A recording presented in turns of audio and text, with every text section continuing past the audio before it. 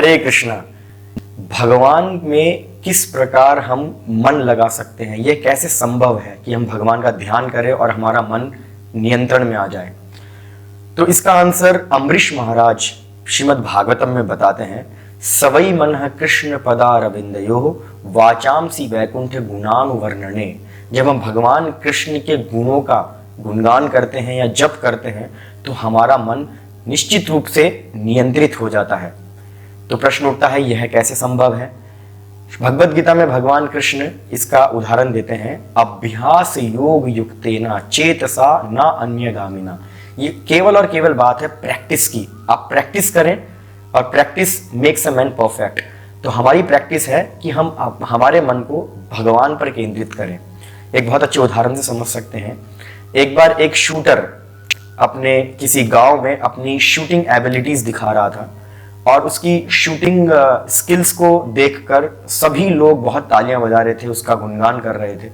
लेकिन वहीं पर एक मिल्कमैन जो वहां पर बैठा था वो बिल्कुल भी उसको अप्रिशिएट नहीं कर रहा था। शूटर शूट लगा रहा, बिल्कुल केंद्र में जाके उसका शूटिंग होता है और जो मिल्कमैन होता है बोलता है ये कौन सी बड़ी बात है।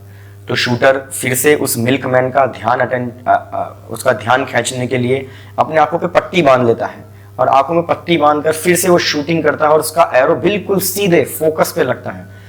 फिर सब लोग गुणगान करते हैं उस शूटर का, लेकिन ये जो मिल्कमैन होता है वो बोलता है इसमें कौन सी बड़ी बात है।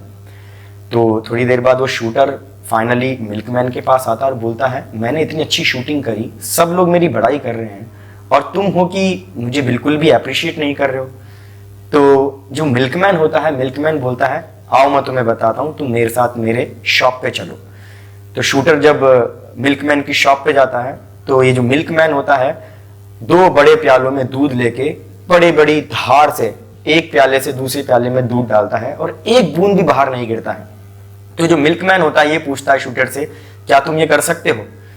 तो शूटर रिप्लाई करता है कि नहीं, ये मेरे लिए संभव नहीं है कि एक भी बूंद बाहर ना निकले। तो मिल्कमैन बोलता है, प्रैक्टिस, अभ्यास, अभ्यास से हम कुछ भी कर सकते हैं।